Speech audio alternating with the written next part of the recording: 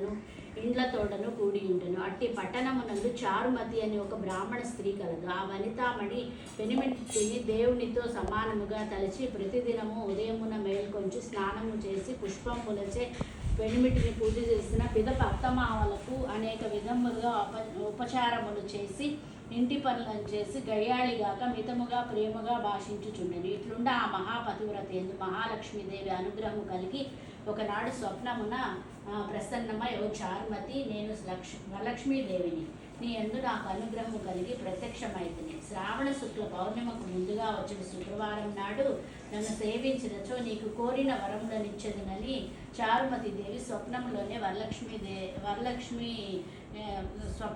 వరలక్ష్మీదేవికి ప్రదక్షిణము నమస్కారములు చేసి, నమస్తే సర్వలోకానాం జనన్యై పుణ్యమూర్తయే శరణ్యై త్రిజగద్వంద్యే విష్ణు వక్షస్థలాయే అని అనేక విధముగా స్తోత్రములు చేసి, ఓ జగజ్జనని, నీ కటాక్షము కలిగినని జనులు ధన్యులను విద్వాంసులుగాను సకల సంపన్నులుగాను అయ్యేదరు. నేను నా జన్మాంతరము చేసిన పుణ్య విశేషము వలనే మీ పాద దర్శనము నాకు కలిగినని నమస్కరించను. మహాలక్ష్మి సంతోషము చెంది చారుమతికి అనేక వరములు ఇచ్చి అంతర్ధానమైన చారుమతి తక్షణం నిద్ర మేల్కొని ఇంటికి నాలుగు పక్కల చూసి వరలక్ష్మీదేవినే గనక ఓహో మనం కలగంటిమని ఆ స్వప్న వృత్తాంతమును పెనిమిటికి మామగారికి మొదలైన వారితో చెప్పి, ఈ స్వప్నము మిగుల ఉత్తమమైనది. శ్రావణ మాసము వచ్చిన తోడనే వరలక్ష్మి వ్రతం అవశ్యముగా చేయవలసిందని చెప్పింది. పిమ్మట చారుమతి దేవియును స్వప్నమును విన్న స్త్రీలను శ్రావణ మాసం ఎప్పుడు వచ్చున్నాయని ఎదురు చూస్తుంటారు.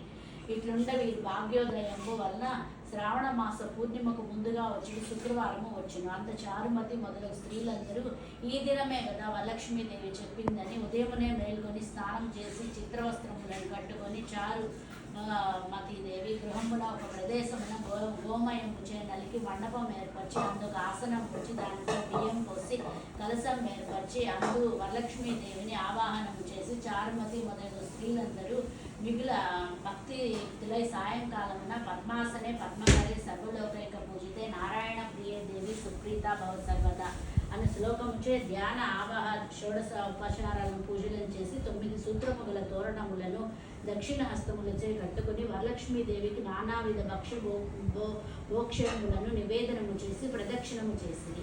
ఇట్లొక ప్రదక్షిణము చేయగా ఆ స్త్రీలందరికీ కాళ్ల ఎందు గల్లు గల్లుమని శబ్దము కలిగను. అంతా కాళ్ళం చూసుకున్న గజ్జలు మొదలగు ఆభరణములు కలిగి ఉంటే చారుమతి మొదలగు స్త్రీలందరూ ఓహో ఇది వరలక్ష్మీదేవి కటాక్షం వలన కలిగినది అని పరమానందము పొంది మరి ఒక ప్రదక్షిణము చేసిన హస్తములందు దగద్దాగాయమానమైన మెరయుచుండు నవరత్న ఖచ్చితములైన కంకణములు మొదలగు నా ఆభరణములు ఉండడం గమనించింది. ఇట్లా ఇంకా ఏం చెప్ప. 3వ ప్రదక్షిణము గావించిన తోడనే ఆ స్త్రీలందరూ సర్వభూషణ అలంకారాభూషితులైంది. చారుమతి మొదలగు ఆ స్త్రీల గృహములెల్లా స్వర్ణమయములై రథగజ తురగ వాహనములతోడ నిండి ఉండెను. అంతా ఆ స్త్రీలను వేడుకొని గృహములకు పోవుట వారి ఇండ్ల నుండి గుర్రములు, ఏనుగులు, రథములు, బండును వరలక్ష్మీదేవిని పూజించుచుండెడి స్థలమునకు వచ్చి నిలిచి ఉండెను. పిదప చారుమతి మొదలగు స్త్రీలందరూ తమకు కల్పోక్త ప్రాకారముగా పూజ చేయించిన బ్రాహ్మణోత్తముడికి గంధ పుష్పాక్షతలచే పూజించి 12 కుడుములు పాయసం దానమిచ్చి దక్షిణ తాంబూలం నొసగి నమస్కారము చేసి ఆ బ్రాహ్మణోత్తమునిచే ఆశీర్వాదం పొంది వరలక్ష్మీదేవికి నివేదనము చేసిన భక్ష్యాదులను బంధువులతోడ ఎల్లరను భుజించి తమ కొరకు బొచ్చు కాచుకొని చున్న గుర్రములు, ఏనుగులు మొదలగు వాహనములు ఎక్కి తమ ఇళ్లకు పోయింది. అప్పుడు వారు ఒకరితో ఒకరు, ఆహా, చారుమతీదేవి భాగ్యం ఏమని చెప్పవచ్చును. వరలక్ష్మీదేవి తనంతట తానే స్వప్నంలో ప్రత్యక్షమైన ఆ చారుమతీదేవి వల్లనే కదా మనకి భాగ్య సంపత్తులు కలిగిన చారుమతీదేవిని మిక్కిలి పొగుడుచు తమ ఇళ్లకు పోయి చేరింది. నాటి నుండి చారుమతి మొదలు స్త్రీలందరూ ప్రతి సంవత్సరము ఈ వ్రతము చేయొచ్చు పుత్రపౌత్రాభివృద్ధి కలిగి ధనకనక వస్తువాహనతోడ కూడుకొని సుఖముగా ఉండేది. కావున ఓ పార్వతి, ఈ ఉత్తమమైన వ్రతమును బ్రాహ్మణాది 4 జాతుల వారును చేయవచ్చును. అటు రక్షణ సర్వ సౌభాగ్యములు కలిగి సుఖముగా ఉండదు. ఈ కథను వినువారకు చదువువారులకు వరలక్ష్మి ప్రసాదము అన్న సకల కార్యములు సిద్ధించును.